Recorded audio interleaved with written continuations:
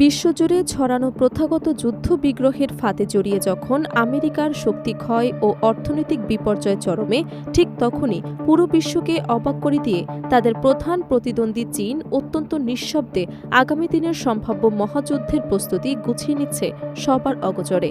কারণ বেইজিংয়ের নীতি নির্ধারকরা খুব ভালো করেই অনুধাবন করতে পেরেছে যে আন্তর্জাতিক ভূ রাজনীতি ও ক্ষমতার লড়াইয়ে টিকে থাকতে হলে একদিন না একদিন তাদের আমেরিকার মুখোমুখি সরাসরি হতেই হবে। আপাতত বৈশ্বিক এই শান্তিকালীন ভঙ্গুর সুযোগকে পূর্ণমাত্রায় কাজে লাগিয়ে চীন বিশ্বজুড়ে নিজেদের বিশ্বব্যাপী বিস্তার ও বাণিজ্য চালিয়ে অঢেল অর্থ উপার্জন করতে চলেছে।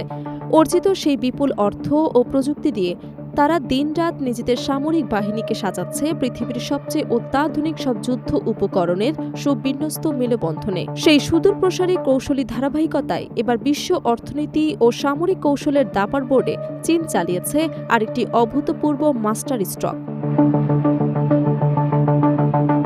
শক্তিশালী ইউরোপীয় বাজারের সঙ্গে অবাধ বাণিজ্য নিশ্চিত করার জন্য তারা এমন একটি অবিশ্বাস্য ও নতুন বাণিজ্যিক রুট বের করেছে যা বছরের বেশিরভাগ সময় সম্পূর্ণ বরফে ঢাকা থাকার কারণে একসময় সাধারণ শিপিং লাইনের কল্পনারও বাইরে ছিল। রাশিয়ার একেবারে সুদূর উত্তরাঞ্চলে শীতল সমুদ্র সীমা ও রুক্ষ জলসীমাকে ঘেঁষে জমাটবদ্ধ ভারী বরফ চিরে ইউরোপের বাণিজ্যিক হৃৎপিণ্ডে পৌঁছানোর জন্য তারা আনুষ্ঠানিকভাবে চালু করে দিয়েছে এক দুর্দান্ত বিকল্প ট্রানজিট। ভৌগোলিক ও কৌশলগত গুরুত্বে অনন্য এই পথ আন্তর্জাতিক মহলে পরিচিতি পেয়েছে ঐতিহাসিক আইস সিল্ক রোড নামে, যেখানে বৈশ্বিক বাণিজ্যের সনাতন পথ অর্থাৎ সুয়েজ খাল ব্যবহার করে এশিয়া থেকে ইউরোপে পণ্য পাঠাতে জাহাজের দীর্ঘ সময় লাগে প্রায় ৪০ দিন, আর আফ্রিকার নিচে অবস্থিত উত্তাল কেপ অব গুড হোপ ঘুরে গেলে সময় লেগে যায় প্রায় ৫০ দিনেরও বেশি। সেখানে চীনের উদ্ভাবিত এই নতুন হিমশীতল পথ ব্যবহার করে মাত্র ২০ দিনেই সরাসরি ইউরোপীয় বন্দরে পণ্য পৌঁছে দেওয়ার এই অবিশ্বাস্য ও চমকপ্রদ খবর আন্তর্জাতিক বিশ্ব বাজারে চরম শোরগোল ও তোলপাড় ফেলে দিয়েছে। বিশ্ব বাণিজ্যের গতি ও নিয়ন্ত্রণ নিজেদের হাতে রাখতে চীনের এমন একটি নজিরবিহীন ও বুদ্ধিদীপ্ত চালে তাজ্জব ও বাকরুদ্ধ হয়ে পড়েছেন বিশ্বখ্যাত রাজনৈতিক ও সামরিক বিশ্লেষকরাও। সবচেয়ে রোমাঞ্চকর তথ্য হল উত্তর মেরু ঘেঁষা এই নতুন সমুদ্রপথটি এখনও আমেরিকা কিংবা তার কোনো শক্তিশালী পশ্চিমা মিত্র দেশের নৌসামরিক শক্তির নাগালের অনেক বাইরে রয়েছে। চীনের স্বনামধন্য ও প্রভাবশালী শিপিং কোম্পানি সি লিজেন্ড এর তরফ থেকে বিশ্বমঞ্চে আনুষ্ঠানিকভাবে ঘোষণা দেয়া এই নতুন রুটটি মূলত বৈশ্বিক বাণিজ্য, চীনের বিরুদ্ধে তৈরি করা কঠিন পশ্চিমা অর্থনৈতিক ও সামরিক বেষ্টনী অত্যন্ত চতুরতার সাথে এড়ানোর এক গভীর কৌশলগত হাতিয়ার। গ্রীষ্মের প্রখর তাপে মেরু অঞ্চলে জমাট বরফ কিছুটা গলার সুযোগকে কাজে লাগিয়ে এবং সমুদ্রের কম তাপমাত্রাকে ব্যবহার করে অত্যন্ত সংবেদনশীল লিথিয়াম আয়ন ব্যাটারি এবং কোটি কোটি ডলার মূল্যের সেমিকন্ডাক্টর সামগ্রী কোনো প্রকার ঝুঁকি ছাড়াই নিরাপদ এবং দ্রুততম উপায়ে পরিবহনে এই পথটি অবিশ্বাস্য রকমের কার্যকর প্রমাণিত হয়েছে। প্রচলিত সুয়েজ খাল কিংবা কৌশলগত হরমুজ প্রণালীর মতো স্থায়ী ও ১২ মাসের বিকল্প হিসেবে এটি গড়ে না ওঠার পেছনে প্রধান দুটি সুনির্দিষ্ট ও জটিল কারণ স্পষ্ট হয়ে উঠেছে। প্রথমত, বৈশ্বিক জলবায়ু পরিবর্তনের ফলে মেরু অঞ্চলের তাপমাত্রা কিছুটা বাড়লেও এই দুর্গম পথটি বছরের কেবল গ্রীষ্মকালীন ২ থেকে ৩ মাস মাত্র জাহাজ চলাচলের জন্য উন্মুক্ত থাকে। কিন্তু গ্রীষ্মের সেই সংক্ষিপ্ত সময় পার হয়ে বছরের শীত মৌসুম নামলেই আবারও তীব্র ও শক্ত বরফে পুরো সমুদ্র পথ পুরোপুরি অবরুদ্ধ হয়ে পড়ে, যা মূলত আন্তর্জাতিক সমুদ্র বাণিজ্যের নিয়মিত ও সুনির্দিষ্ট শিপিং শিডিউলের জন্য অনেকটাই অনুপযোগী ও চরম ঝুঁকিপূর্ণ। মেরু অঞ্চলের মারাত্মক পরিবেশগত বিপর্যয় ও বড় ধরনের নৌ দুর্ঘটনার সুগভীর আশঙ্কা।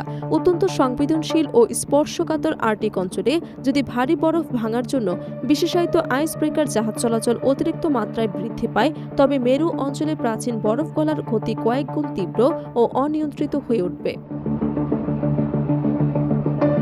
তারপর বরফাবৃত মেরু অঞ্চলের এমন বৈরী ও প্রতিকূল প্রাকৃতিক পরিবেশের মধ্যে যদি কোনো বিশাল পণ্যবাহী জাহাজ বড় কোনো মারাত্মক দুর্ঘটনার মুখোমুখি হয়, তবে সেই প্রচণ্ড ঠান্ডায় অতি জরুরি উদ্ধার কাজ পরিচালনা করা কিংবা বাণিজ্যিক রসদ উদ্ধার করা প্রায় অসম্ভব এক চ্যালেঞ্জ হয়ে দাঁড়াবে। বেইজিং অবশ্য এই হিমশীতল আর্কটিক রুটকে কখনোই তাদের বিশ্ব বাণিজ্যের প্রধান বা স্থায়ী সমাধান হিসেবে বিবেচনা করছে না। এটি মূলত চীন সরকারের সুদূরপ্রসারী এক গোপন সামরিক ও অর্থনৈতিক প্ল্যান বি বা বিকল্প রক্ষা কবচ মাত্র। বিশ্ব রাজনীতির জটিল সমীকরণে মধ্যপ্রাচ্যের সংকীর্ণ জলপথে মার্কিন নৌবাহিনী যদি কোনোদিন চীনকে অবরুদ্ধ করার জন্য কোনো কৃত্রিম বাধা বা সামুদ্রিক অবরোধ তৈরি করে, তবে চীন যেন তাদের অতি সংবেদনশীল পণ্য ও প্রযুক্তিগুলো সব বাধা ডিঙিয়ে ইউরোপে সম্পূর্ণ নির্বিঘ্নে ও নিরাপদে পাঠাতে পারে, তারই এক মাস্টার প্ল্যান এটি।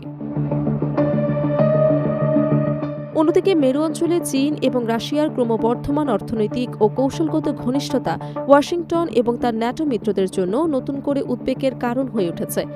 বিশেষ করে আর্কটিক অঞ্চলে চীনের অর্থনৈতিক উপস্থিতি এবং রাশিয়ার সঙ্গে তাদের সহযোগিতা যত বাড়ছে, ততই পশ্চিমা দেশগুলোর মধ্যে এই আশঙ্কা তৈরি হচ্ছে যে ভবিষ্যতে বরফ ঢাকা এই অঞ্চলটি শুধু বাণিজ্যিক পথ নয়, বরং গুরুত্বপূর্ণ ভূ রাজনৈতিক ও সামরিক প্রতিযোগিতার ক্ষেত্রেও পরিণত হতে পারে। চীনের জন্য আর্কটিক অঞ্চলের গুরুত্ব মূলত দীর্ঘমেয়াদী বাণিজ্য ও জ্বালানি নিরাপত্তার সঙ্গে যুক্ত। উত্তর মেরুর সমুদ্রপথ ব্যবহার করে এশিয়া এবং ইউরোপের মধ্যে পণ্য পরিবহনের সময় কিছু ক্ষেত্র কমিয়ে আনার সম্ভাবনা রয়েছে। বিশেষ করে সুয়েজ খাল কেন্দ্রিক কোনো বড় সংকট দেখা দিলে বিকল্প রুট হিসেবে নর্দার্ন সি রুট বা উত্তর মেরুর অন্যান্য সামুদ্রিক পথ নিয়ে নতুন করে আলোচনা শুরু হয়। রাশিয়ার বিশাল আর্কটিক ভূখণ্ড এবং অবকাঠামো এর সম্ভাবনাকে আরও গুরুত্বপূর্ণ করে তুলেছে। তবে এই পথকে ঘিরে যেমন সম্ভাবনা রয়েছে, তেমনি রয়েছে বড় ধরনের সীমাবদ্ধতাও। চরম আবহাওয়া, বরফের ঘনত্ব, সীমিত নৌ অবকাঠামো, উদ্ধার ব্যবস্থার সীমাবদ্ধতা এবং মৌসুমী নেভিগেশনের মতো বিষয় এখন উত্তর মেরুর বাণিজ্যিক রুটকে অত্যন্ত জটিল করে রেখেছে। ফলে এটি সুয়েজ খাল বা হরমুজ প্রণালীর মতো বছর জুড়ে নির্ভরযোগ্য বৈশ্বিক বাণিজ্য পথের বিকল্প হয়ে উঠতে আরও অনেক সময় নিতে পারে। এই বাস্তবতার মধ্যেই আর্কটিক অঞ্চলে পশ্চিমা দেশগুলোর নজরদারি এবং সামরিক প্রস্তুতিও বাড়ছে। যুক্তরাষ্ট্র, কানাডা এবং ন্যাটোর ইউরোপীয় সদস্যরা বরফাচ্ছন্ন এই অঞ্চলে সামরিক সক্ষমতা, নজরদারি এবং যৌথ মহড়ার উপর গুরুত্ব দিচ্ছে। এর পেছনে শুধু রাশিয়া চীন সহযোগিতাই নয়, বরং রাশিয়ার বিশাল আর্কটিক সামরিক উপস্থিতি এবং উত্তর আটলান্টিক এবং ইউরোপের নিরাপত্তা কাঠামোর পরিবর্তনও গুরুত্বপূর্ণ ভূমিকা রাখছে। ফলে উত্তর মেরুর বরফ ঢাকা অঞ্চল এখন আর কেবল পরিবেশ বিজ্ঞানী কিংবা জ্বালানি বিশেষজ্ঞদের আলোচনার বিষয় নয়, এটি ধীরে ধীরে বিশ্ব শক্তিগুলোর প্রতিযোগিতার নতুন মঞ্চে পরিণত হচ্ছে। বাণিজ্যিক জাহাজ চলাচল থেকে শুরু করে জ্বালানি অনুসন্ধান, সামুদ্রিক নিরাপত্তা কিংবা সামরিক নজরদারি, সব ক্ষেত্রে এখানে চীন, রাশিয়া এবং পশ্চিমা শক্তিগুলোর স্বার্থ একে অপরের মুখোমুখি হচ্ছে। তবে সবচেয়ে বড় বাস্তবতা হল, আর্কটিক রুট যতই গুরুত্বপূর্ণ হয়ে উঠুক না কেন, অদূর ভবিষ্যতে এটি সুয়েজ খাল বা হরমুজ প্রণালীর সম্পূর্ণ বিকল্প হয়ে যাওয়ার সম্ভাবনা সীমিত। মধ্যপ্রাচ্যে বড় ধরনের সামরিক সংকট দেখা দিলে উত্তর মেরুর রুট কিছু নির্দিষ্ট পণ্যের বিকল্প পরিবহন পথ হিসেবে ভূমিকা রাখতে পারে, কিন্তু বৈশ্বিক বাণিজ্যের বিশাল প্রবাহ একসঙ্গে বহন করার মতো সক্ষমতা এখনও এর নেই।